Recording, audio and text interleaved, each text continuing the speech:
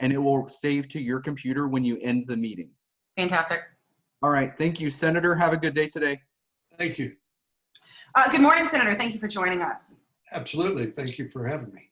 Where are you at right now? Are you in Texas? I am in D.C. We are going back into session in the Senate on Monday.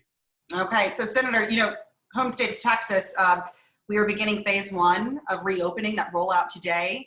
What are your thoughts about that plan? Did you speak with Governor Abbott about it?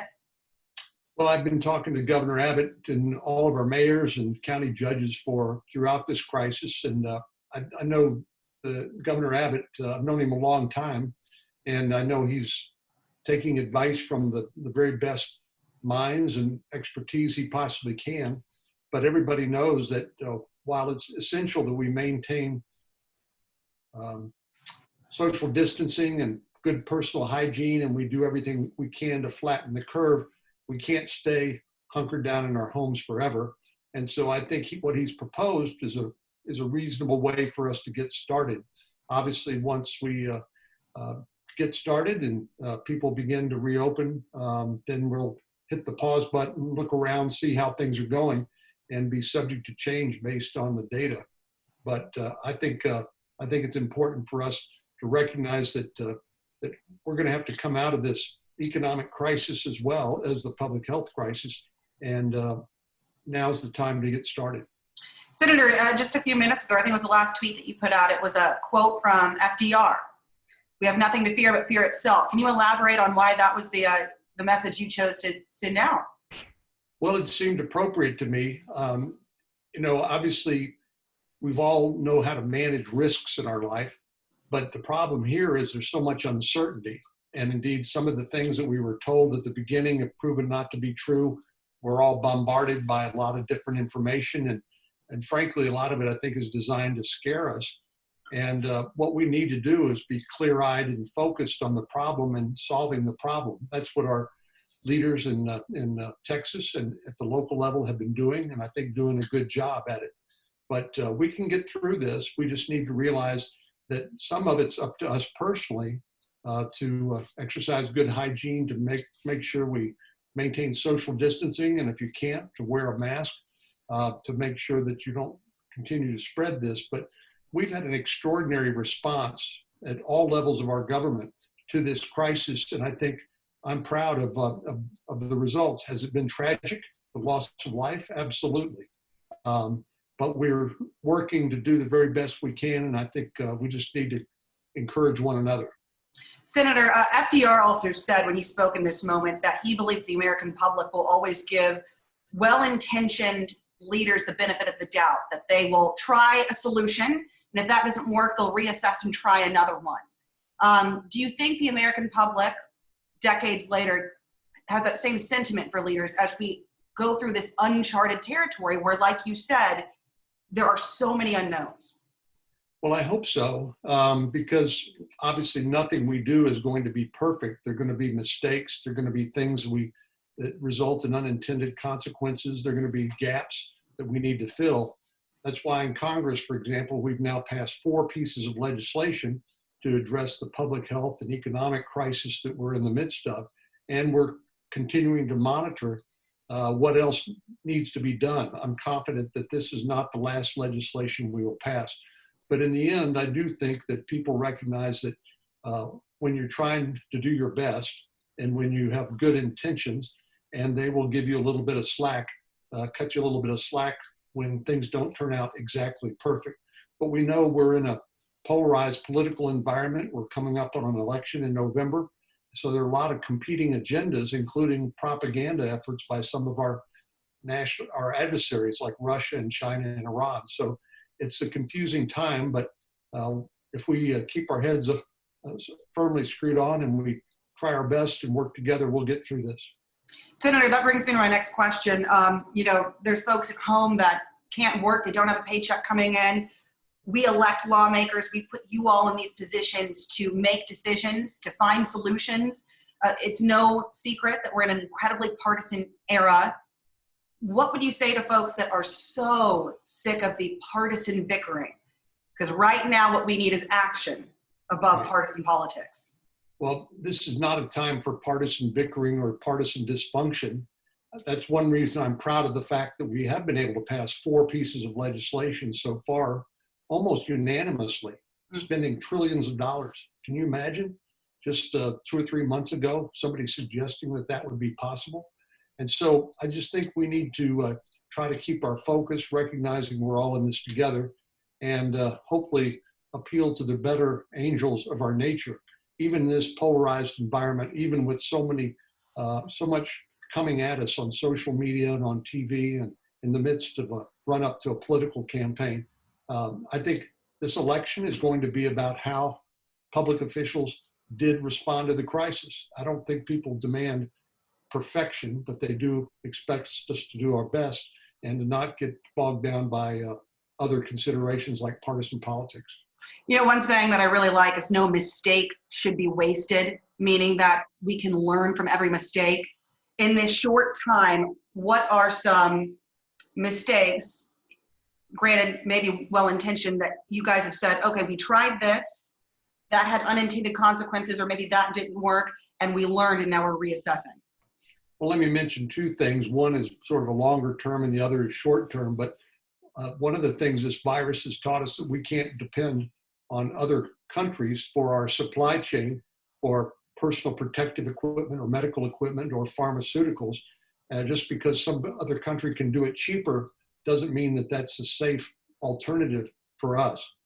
One of the things we've learned sort of in the near term as a result of things like the Paycheck Protection Program is that some people who we didn't intend to try to tap into that did, and many of them now are being requested to give that money back, because if that was intended for the small businesses that didn't have access to credit and for whom this would be a question of survival.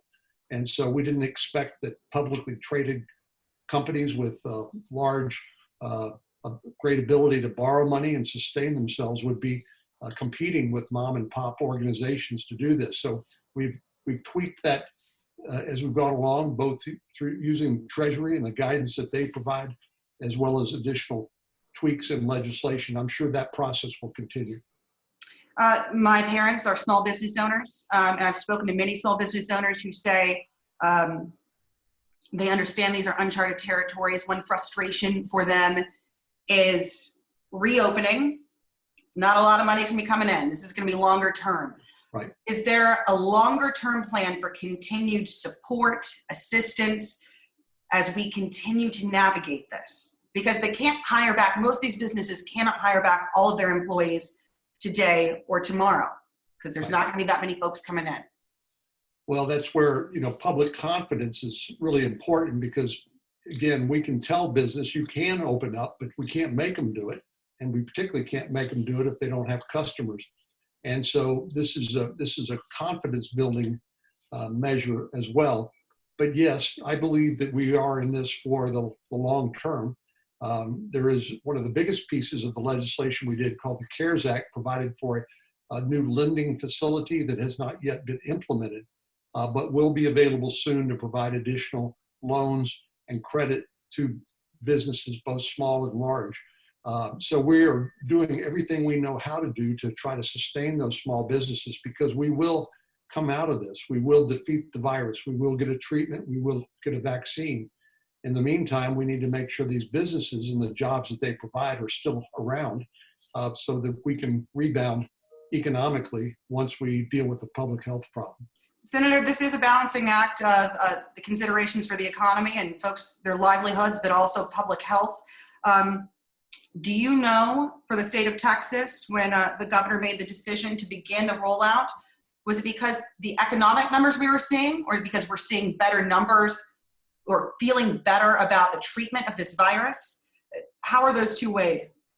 Well, I think part of it was a recognition that we can't stay hunkered down forever and expect to have a vibrant economy. There's incredibly negative consequences. Many of them felt at the local and the state level, just in the lack of sales tax revenue. That's one reason why we've been working with the state and local governments about providing assistance, a total of, in Texas alone, $11.2 billion to help them pay for their payroll for police, and fire and other essential services. So it is a balancing act, but it was also born out of experience, because we've seen grocery clerks, we've seen law enforcement personnel, we've seen doctors and nurses and other hospital personnel on the front lines whose activities we've deemed as essential, but they've been able to safely navigate this crisis by taking appropriate measures, whether it's personal protective equipment or good personal hygiene or social distancing or some combination. And of course now, for people who can't maintain that social distancing, the mask is deemed appropriate. So we are adapting as we go along, and I think that process is going to continue. If you were to be in Texas today, would I find you on a patio having lunch with friends? I hope so, if maintaining appropriate social distancing. But I would encourage people to patronize your local businesses through takeout or delivery, or I guess Governor Abbott is now beginning to say curbside retail can occur. Obviously, we all have personal responsibility for our own health, and we need to take that responsibility seriously. But I think gradually it's going to be a matter of, do people have the confidence that they can come out to some of these businesses and do so safely? And I think that's the challenge we all have, working together to give people that confidence. I just have 2 questions left. One of the big questions I hear from viewers is they're writing in, they want to know about testing. I've talked to doctors frustrated about the level of testing. And now the focus really is that antibody testing. We can talk about Texas, but also nationwide. What is the next step for that? How are we addressing that issue?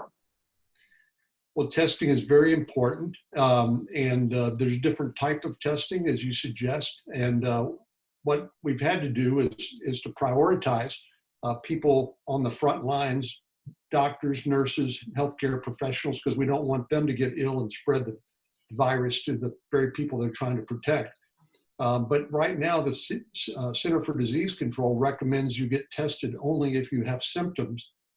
And in Texas, about 10% of the people who are tested end up having the virus. But in the end, I think the thing that, and there's different types of testing, as I said, and we're trying to scale up and make it more widely available so we can literally test more people, even if they're asymptomatic, because we know some of those people will have the virus, even though they don't feel sick themselves, but they can affect others. And then we can do the tracking and tracing that's necessary to isolate people to prevent them from spreading the virus further. But there's antigen testing, there's antibody testing that I think holds great promise. What the antibody testing that's been done in California and Boston and in Florida have seemed to indicate that there's a lot more people who've gotten the virus who didn't even know they were sick. And but that may provide them some immunity as well. That still has yet to be determined, whether they have immunity and how long, if it exists. So I think there's still a lot we're learning each day we go by, as well as effective treatments that are in clinical trials now, and obviously the race toward a vaccine. Senator, I know in personal life and also in public life, a crisis can often put everything into perspective, priorities. What is something that you've learned during this time as a leader? Well, I think I've never lived through a crisis quite like this before. I came to the Senate right after 9/11, the terrible terrorist attacks on American soil. That was obviously an act of war, and our lives have been changed dramatically since then as a nation and individually. Then we had the big economic crisis, the Great Recession of 2008, and now this crisis, which is really without precedent. But I think what it's taught me is that what the public demands, what my constituents demand, is that we give it our best. And again, not distracted by irrelevant concerns like partisan politics, but that we try to do our best. We try to be responsive. We try to learn and adapt, and recognize that everybody has to be part of this fight. And I think just as an elected official, that's all you can do. And I think that's what people expect you to do and what they deserve. Do you feel that that's what's being done in Washington? We're doing our best. This is there's no playbook for this, and obviously these are unprecedented times. But I would say, on the whole, we have tried to rise to the challenge and give it our best.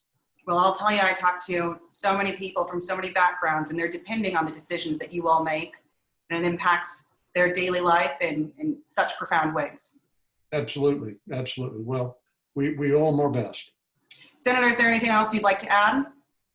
I think you've covered it. Thanks so much. I appreciate your time and best of luck. Stay safe. You too.